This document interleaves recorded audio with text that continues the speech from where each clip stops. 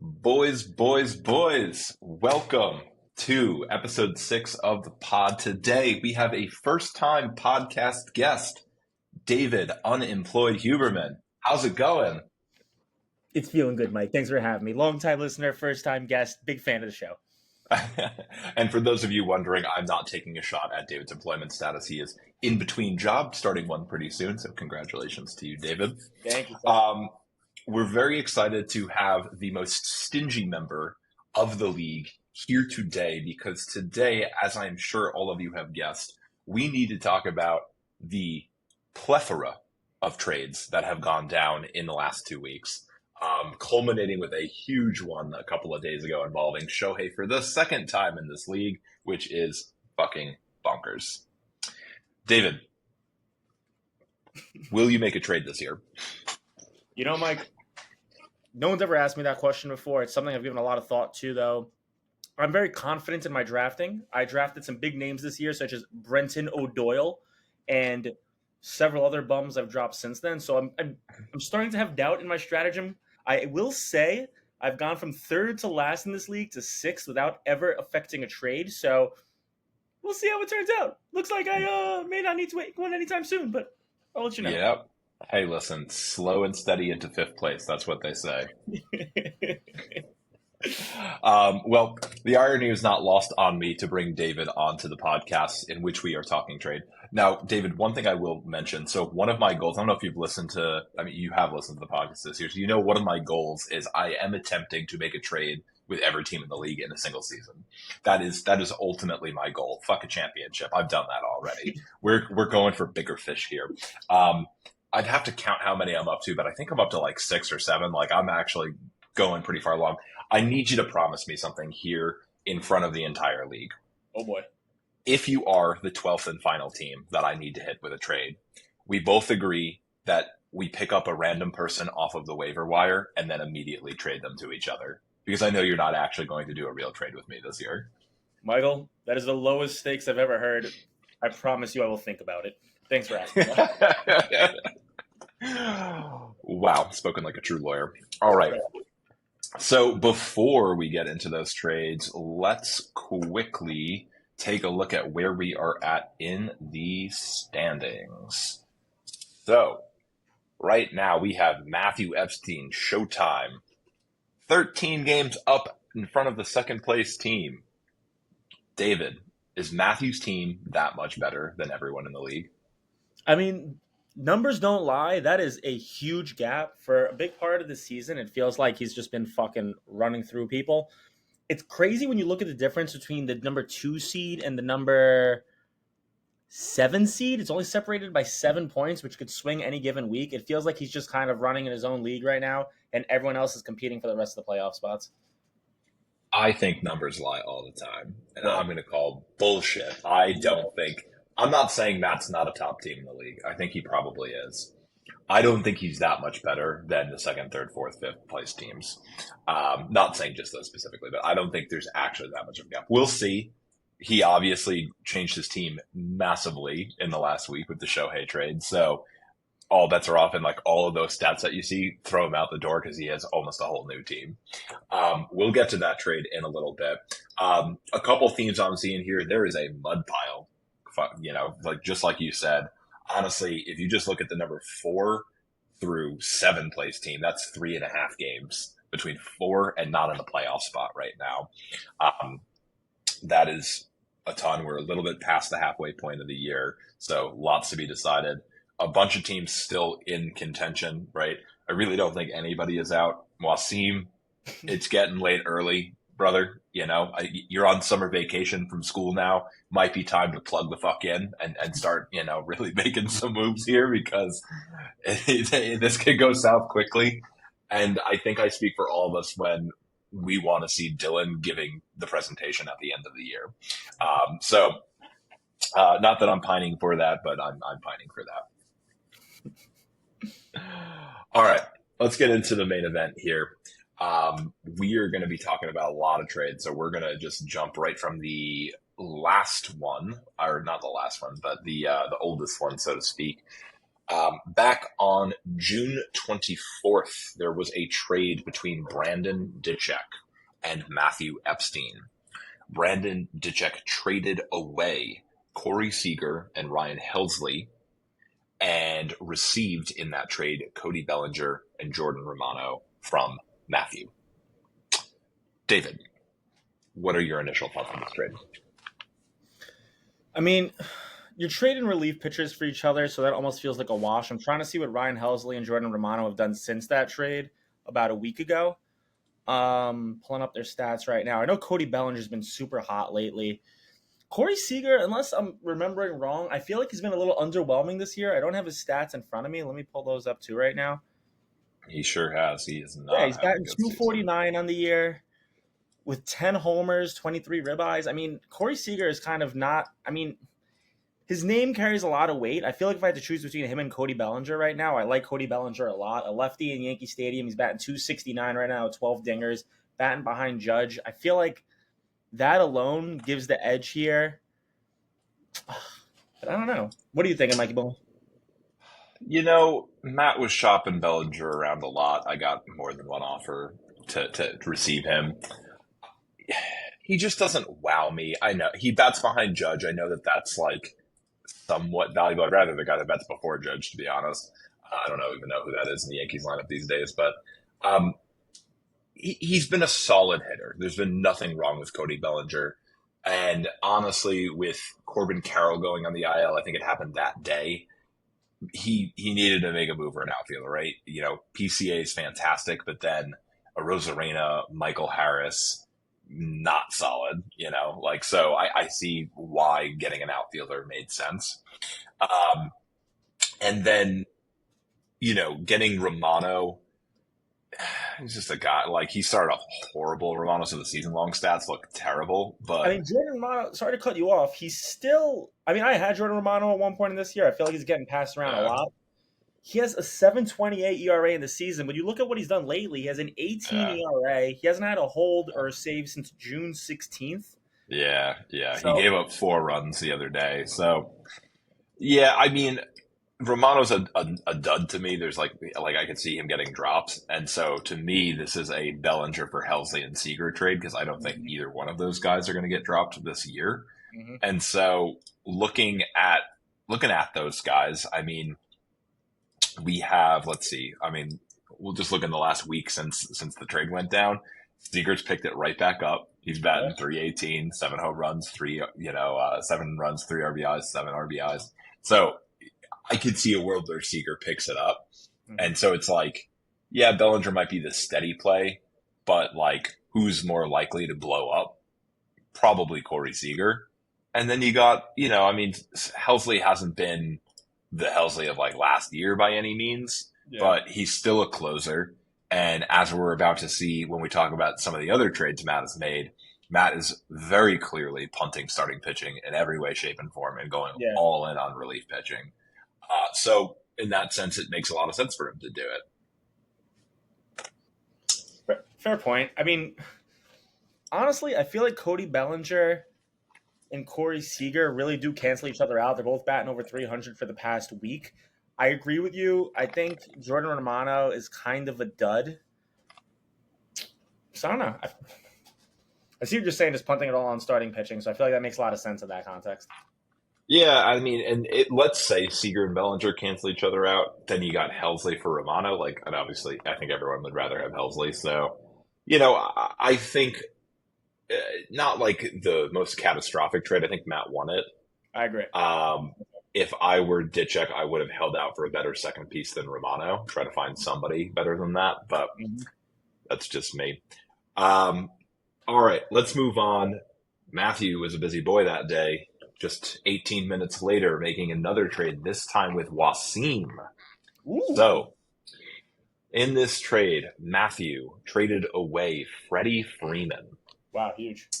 In return, got Manny Machado and Josh Hader. Wow. David, give me your thoughts. I mean, since this trade has gone down, I know Manny Machado's been dog shit lately. For the past week, he's batting 150. On the year, obviously, they're doing a lot better, batting 300, but that's kind of just bad timing, I feel like, in terms of making a move for him. Josh Hader, I mean, he's obviously going to get you a lot of saves. He has 4 in the past week alone. So I'd have to look at the stats to see if he's really in need of saves. But in that context, great time to get him. He's been super hot lately. Freddie Freeman, though, it's a big name to give up. I mean, I obviously, even guess though the question is like, is the difference between Freeman and Machado Hater? I don't know about that. I think Freddie's the best player in this trade. I'm confident that he's the best player in this trade. Mhm. But man, like you got an injury prone first baseman there. And I think to me this trade would have been perfect with a fourth piece. I'm kind of shocked it was a 2-for-1. Like with that, the big names coming back to Matt, I'm shocked he couldn't get like a decent player back. Maybe not even a stud, but and this again, we're going to talk about what Matt's doing. No one's done it in the league so far, but he is punting starting pitching. He's going all in on that relief pitching. And the strategy is what? To win holds, saves, maybe ERA and whip on the week, and then he loaded up his offense. Not a bad strategy, right? You can win that way. I feel like if you were going to punt on one thing, I forget who made the point on a podcast, whether it was earlier this year, maybe even last season, but like to your point, you only have to win 7 categories. Yep. Once you get to playoff time, obviously. I think if you had to punt on one thing, it does make sense to make it starting pitching. You can stream starters. I know I'm doing it every week. I'm busy on the waiver wire picking random guys up. It rarely fucking works because there's a lot of bums there and just, I mean, good luck to you. But in the old Huberman strategy, if it's broke, don't fix it. That's correct. And I can't believe anyone is making trades, but if you had to make a trade, I guess it makes sense to punt on starting pitching. I agree. I do see the benefit in doing it that way. I mean, again, it's not all 3 players in this deal are studs. I just think you did 2 studs for 1 stud, and like if that was the trade for like Shohei or something, I would have been like, okay, yeah, like Hader and what Machado for Shohei, like I could see it. I probably wouldn't pull the trigger if I was a Shohei owner, but it would make more sense as a 2-for-1. Man, for Freddie, like that's a big price to pay for Freddie Freeman. I agree. I guess we'll see. I guess, man, those trades went on within 20 minutes of each other. I think I give both of them to Matt at this point. Those are both really good trades. I mean, too much on his end. Right. I mean, he got Seager, Helsley, Hader, and Machado for Freeman, Freeman, Bellinger, and Romano. Yeah. You take that every day of the week. You take that 100%. every day of the week. So, all right, the back-to-back trades for Matt. Now, time for back-to-back trades from yours truly. So, we have the first ever trade between Josh Greenfield and myself. Josh's first trade of the year. I think first trade in 2 years. I don't think Josh made a trade last year. Okay.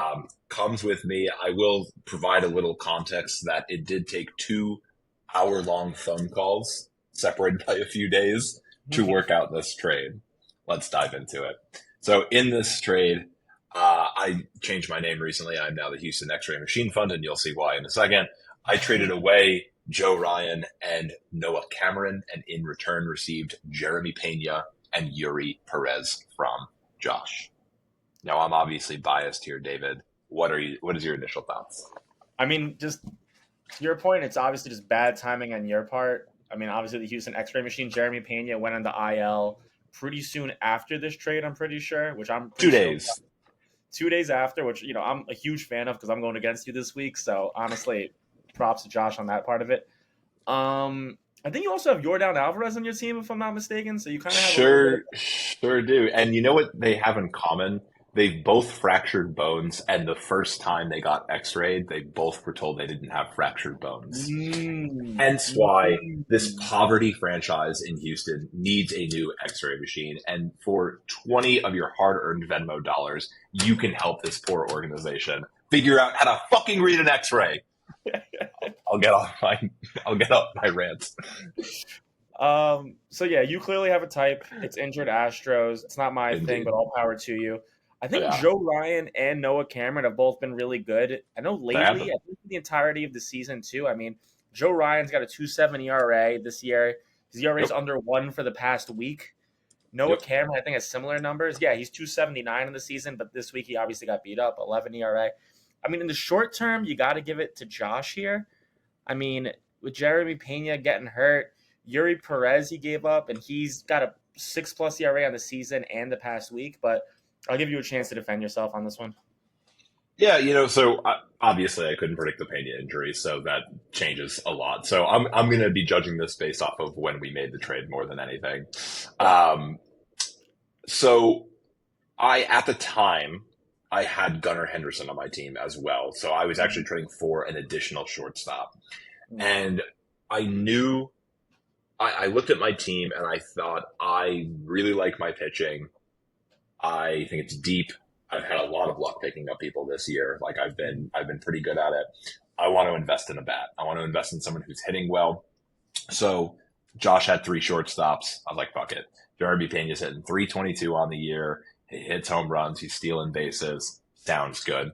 Let me trade for him. So no regrets on that. Process was there.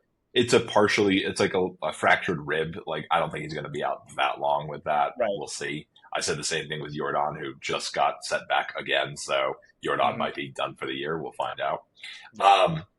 The Yuri edition, I wasn't super hot on it. Josh had to talk me into it a little bit. But one thing I know about Yuri Perez is when he's on, he is a stud.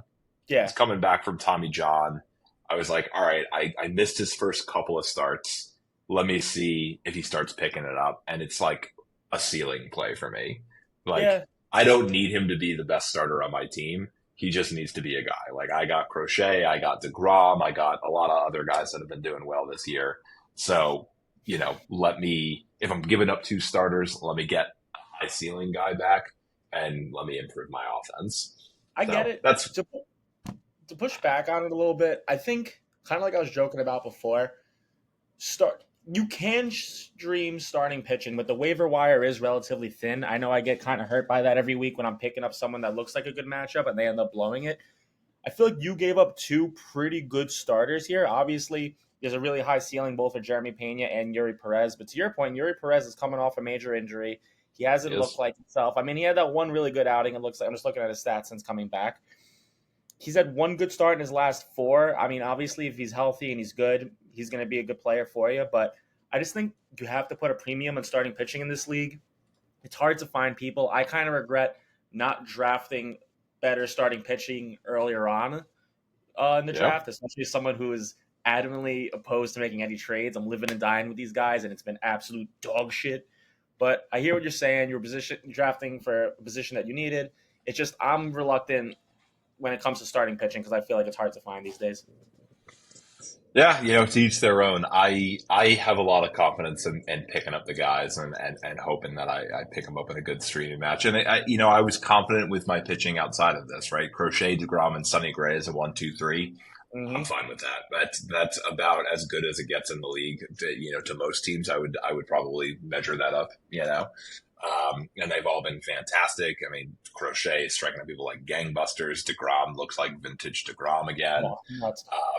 You're right, actually. That makes sense. I'm looking at the season standings right now. It looks like you're top 2 in ERA, you're top 3 in WHIP. I didn't realize how strong your pitching has been. So if you were going to make a move, it makes sense. You had other guys to rely on. So that's a good point. It's fair. Yeah. Now, obviously, the injury is unfortunate, and that's probably going to, we'll see. We'll see how long Payne is out. If he's out until like right after the All-Star break, then whatever. It's not that big of a deal. If he's out longer, then I'm in trouble. Fair. All right, let's move on to the next trade. So the next afternoon, while I was mountain biking, fun fact, I made a trade with Brandon Mancuso. Mine and Mancuso's first trade together this season. In this trade, a big old 2-for-1 and some more big names, I traded away Gunnar Henderson and Bryce Terang. Mm-hmm. And in return, I received Riley Green in a 2-for-1. David Huberman, tell me why I'm an idiot. I mean, it made sense in the moment. I get it. You just got Jeremy Pena, so did you really need two shortstops on your team? Moving Gunnar Henderson, I don't think was the craziest thing to do. He's obviously having a decent season, batting 276 on the year, 286 since trading him away. I feel like Riley Green is playing out of his fucking mind, unless I'm mistaken. Let's see. Yeah, he's batting Sure 300 on is. the year, 280 for the past week or so. Bryce Terang also playing out of his fucking mind, batting almost 500 over the past week, 290 on the season. Yeah. I don't know. What are your thoughts? What are you thinking going into this trade? So I was when I was making the trade for Pena, I knew in the back of my mind I was doing it because I was going to trade Gunner. Right. And personally, I'm a little down on Gunner. Um, he's not having a bad year, but like where his name value is doesn't really match with how he's doing. And a lot of his value to me and why I drafted him at the end of the 1-2 turn this year, I went Jordan Gunner. Could you believe that? And I'm still like competitive this year Crazy. with doing that. Um, a lot of the value in Gunner to me was being on an elite offense, right? I was like, he's hitting right at the top of Baltimore's lineup, and Baltimore has been dog shit. Dog And shit. I think they're going to continue to be dog shit. And so I was like, I don't think the runs and the RBIs are really going to be there. And if they're not, like, then Gunner would have to go nuts hitting home runs or stealing bases. And I just don't think he's going to go nuts. Like, I think he's going to be solid. He's going to probably be 2020. You know, it's not a bad year by any means. Terrain, I missed Terrain already. Yeah. But, you know, listen, I was more okay getting rid of Terrain because he kind of stopped stealing bases. So he has Mm-hmm. 17 on the year, but like almost all of them were in the first month of the season. And Mm-hmm. so like you got a guy like this who scores around a lot of runs and hits for a high average, and that's all he does. It's good, and like you know, I'd be happy to have him back because I'm fucking rolling out Jose Caballero right now as my second baseman, so it could be better. Um, but to me, I was looking at my outfield, and I was like, all right, Jordan's still not back. I don't know when he's coming back. My outfield is Christian Yelich. My outfield is Chandler Simpson. My outfield, you know, Jung Ho Lee was on my team at the time. I dropped him since. Like, I just did not feel good about my outfield. Mm-hmm. So I knew I really wanted to move Gunner to try to get an outfielder. And Right. so after offering a couple of people trades for that, I was finally able to get Brandon to bite on the 2-for-1. And I mean, dude, Riley Green, he's on pace for 40 plus home runs and Yeah, I he's was gonna hitting say 300. you needed a little pop in your lineup. I'm looking it up. Yeah. You didn't have a lot of power so far, so home runs was somewhere. Looks like you were Yeah. talking. Riley Green's kind of playing nutso futso right now. 21 home runs ahead of the All Star break, so I Yeah. don't hate it. It makes sense to me. Yeah. And I don't know, like the plan going into the year was to have more power, obviously, and Pete's been good with that. And Yelich hasn't been down with it, but like I didn't anticipate Jordan being out all year. I didn't Right. anticipate Gunner kind of not being like a stud. Chapman's been injured for the last few weeks. Now Pena's injured, so it's you know the injuries are starting to catch up with me on the offensive side a little bit. But Mm-hmm. that was kind of my thinking going into this trade. Um, I don't think we did it for either one of any of the trades. Actually, we did, but give me a grade like A to F here for both sides of this trade. I actually don't hate this trade from you. At first, I didn't love what you did here, but it honestly makes sense. I think getting Riley Green could be huge for you. But also, I really don't feel like anyone got fleeced. I think it was honestly relatively fair, giving them both maybe a B plus A minus. I don't hate it at all for both sides. Yeah, I would agree that this actually feels like a really even trade. Like name value was, you look at it and you're like, what? You gave up Gunner in a 2-for-1, but Right. yeah, I tend to feel pretty good about this one. And I wish Gunner and Bryce nothing but the best. All right, we got to talk about the monster trade that went down on Sunday afternoon. This one for the third time this year between Matthew Epstein and Dylan Weinberger, who have just been canoodling, is the only way I could put it. Um, Dylan, who had recently traded for Shohei Ohtani, traded away Shohei Ohtani and Orion Kirkering for Rafael Devers, Lawrence Butler, Robbie Ray, and Spencer Strider. That is a meaty trade. David, how do you feel about that, mate? There's a lot of meat. I like my trades meaty. Well, I don't like them at all, but if they were to trade, I'd like them meaty. It's a lot. I know whenever you see Shohei Ohtani in a trade, there's going to be some serious names moving. My gut reaction, and this is just kind of off the dome, I feel like I don't know if Shohei right now is worth all of those guys. I mean, Robbie Ray, Spencer Strider, Lawrence. I don't know. I just feel like it's a lot to give up for Shohei. Shohei's obviously back as a pitcher, and that adds a lot of upside. He hasn't been stretched out that much yet. I think he hasn't gone more than 2 innings so far. Obviously, that'll change, as the season goes on. But right now, he's a DH, and I feel like I'm always kind of hesitant to Mm. make a move like that for him. But my gut reaction was this was a lot to give up for Shohei. What are you thinking? Yeah, I mean, it obviously takes a lot to get Shohei. I got to give props, and I think I know that I was at a bachelor party with Dylan recently where I told him, bro, you need to trade Shohei for a haul because your Yeah. team is duty balls otherwise. Um, and I think he did exactly that. Like, all right, you got a stud third baseman, right? You got a really solid outfielder that's playing on a good offense in Lawrence Butler. Mm-hmm. And then you got Robbie Ray has been an absolute ace this year. My Yeah. son has 110 strikeouts, 11 quality starts, and under 3 ERA. And Strider hasn't quite been the Strider that we know. But I mean, I don't is all of that worth Shohei? That's so much production. That's so much. And That's so many guys. and we have a guest on the podcast, Dylan Weinberger in the flesh. Yes, props to Dylan. You did join at the right time. We are going to be stroking your ego for the next couple of minutes. So welcome, Dylan. Um, yeah, I mean, I know Shohei's a monster, but would it shock you if Devers and Butler combined put up somewhat similar offensive stats, if not better than Shohei? I agree. It's hard to say. It's a lot to give up. Shohei is obviously the biggest name in this trade. Yeah. I feel like he's. I feel like I'd rather have all those guys. You're talking about depth too. God forbid something happens to Shohei Ohtani. Yeah. You're putting a lot of eggs in that basket. I feel like I'd rather have Spencer Strider, who's going to figure it out. Rafi Devers, he's going to figure it out on the new team and whatnot. Robbie Ray playing out of his mind. Lawrence Butler, good player in his own regard. I feel like depth is really important. It's a lot to give up for Shohei, who's still not up to full speed pitching right now. I think I got to give this one to Dylan. Yeah, and this is a circumstance of team, right? Like Dylan, it makes sense to make this trade. You're struggling across a lot of different categories. Why not aim for the stars and just sell a really good player but get a shit ton back for it? And for Matt, he's got the comfortable lead in first. Okay, take the shot on the best player in the game or second best player, depending on how you look at it with Aaron Judge. Second best So player.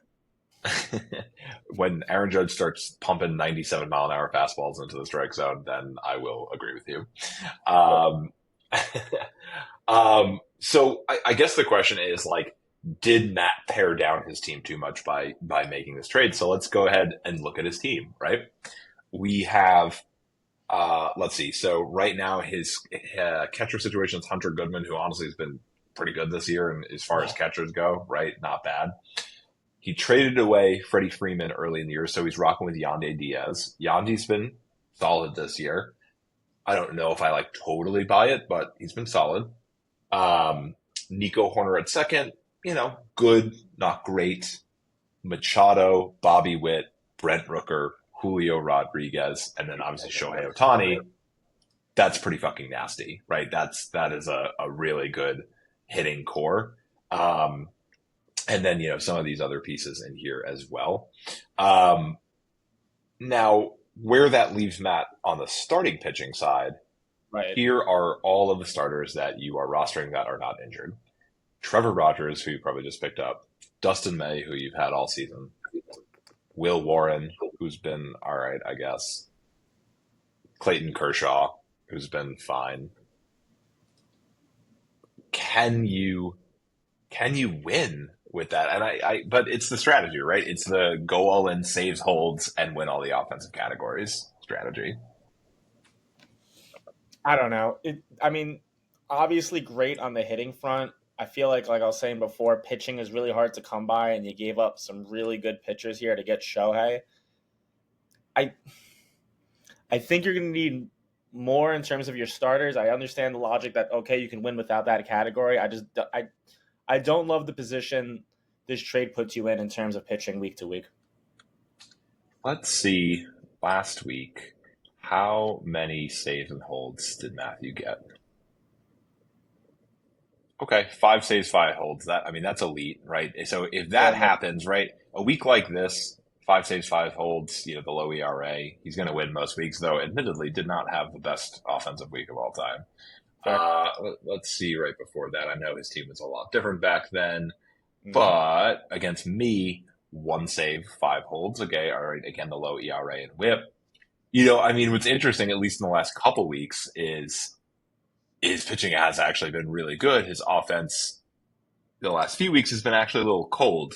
Mm-hmm. Um, I don't know. I think what's risky about the punt a couple categories and go for the other ones is, especially with like our playoff format, and your hitters go cold for a week, you're fucked because now it's going to be really hard to win the majority of your categories. Um, I don't know, but it's also saying like half your team goes cold, you're probably going to lose anyway, right? Like realistically. So I got to give him props for trying something new that has not been done in the league before.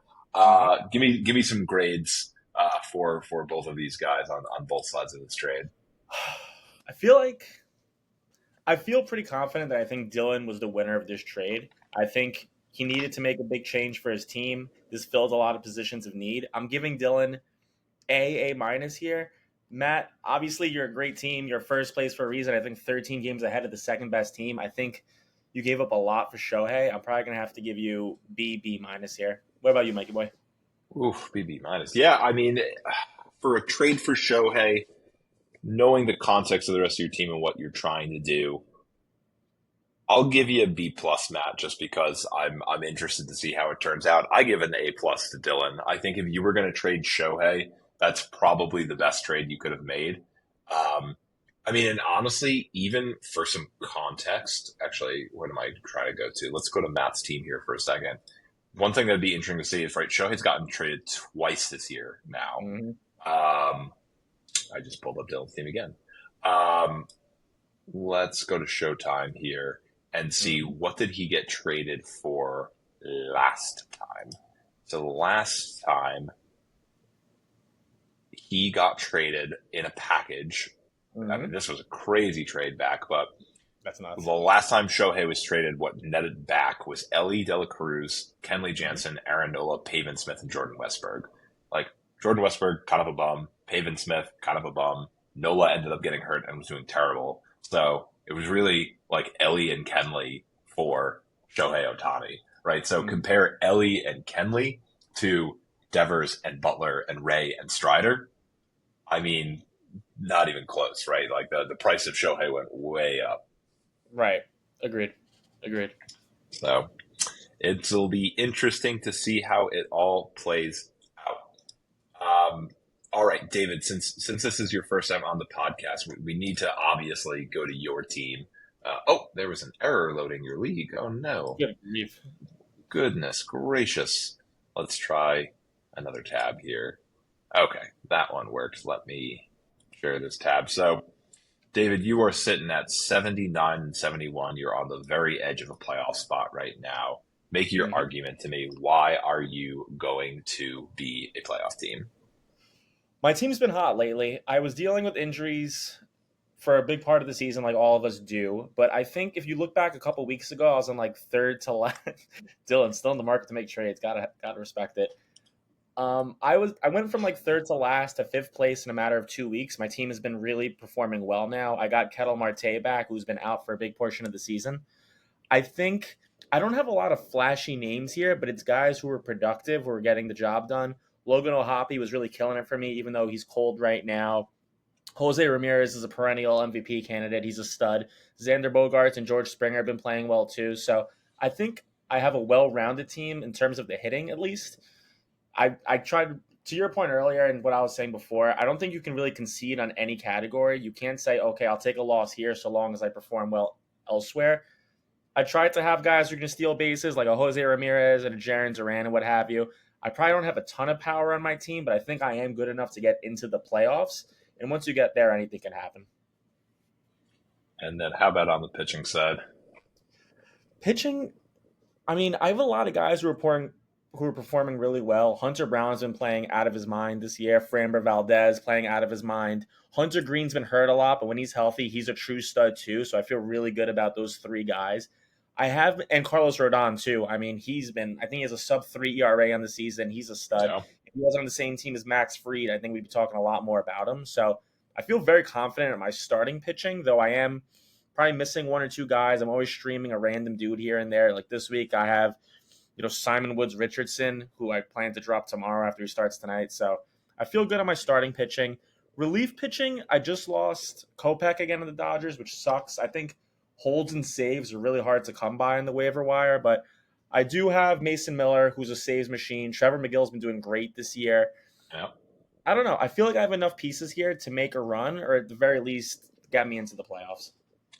Yeah, I mean, I would definitely say that your pitching is certainly your strong suit, and Dylan has something important to say on this matter as well. Um, Three, two, one. Uh, yeah, I mean, your top starters are phenomenal. You have good enough relief pitchers, right? You got two stud save guys, and then you're kind of piecing together the rest of it. I honestly, it's somebody that I would wonder: do you need to be streaming pitchers so much? Like you have these stud pitchers. Are you shooting yourself in the foot by constantly hunting for strikeouts and quality starts, and then just giving up your ERA in the process and just being like, "Fuck it, like let me let it happen." It's possible. I mean, I'm curious to see. I'm looking at the season stats right now, how I'm doing on ERA. I agree. I'm streaming people constantly. I'm always focusing on the kind of like the quantifiable numbers in terms of strikeouts and quality Yeah, starts and whatnot. you My don't have ERA a bad ERA. Yeah, it's 3.7. It's not terrible. If I just quickly looking at it, I look like I'm middle of the pack. So I yeah. don't think it's a big sacrifice. It is kind of circumstantial each week. If I'm already, if quality starts and strikeouts are irrelevant, I'll take my foot off the gas there. But I mean, point well taken. Yeah, I it's just food for thought, honestly. Like I look at a team that has so many like low ERA starters, and I'm like, all right, then why is your ERA not low? yeah. And I don't know, it's interesting to see, right? Like I feel like that's one area that I like stopped trying to stream every week. Like I'll do it if it makes sense to do it, or like if my first two starters of the week bomb my ERA, and I'm like, all right, Mhm. fuck it, like let me just churn as much as I can now. Right. You're hitting. Agreed that Cattell and Jose Ramirez are studs, but the problem is the guys that are not those two guys. Yeah, Like, it's a fair there's a point. lot of okay guys. Obviously Springer's having like a big rebound year.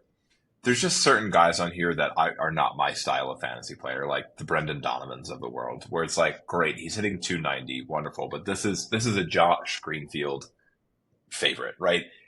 High batting average, but like doesn't really give you categories other than that. And it's like, Mhm. well, you like the average makes it look nicer, and he's been solid. He's not hasn't been bad. Um, I think Jaron Duran kind of not living up to what he did last year and hurting you a decent amount because you Yeah, I think I drafted him drafted really him. early. I think I got him with like my second round pick or something like that. I Yeah, expected a lot out of him. I thought he was going to steal a lot of bags and bat for average, but like he yeah, just hasn't panned out.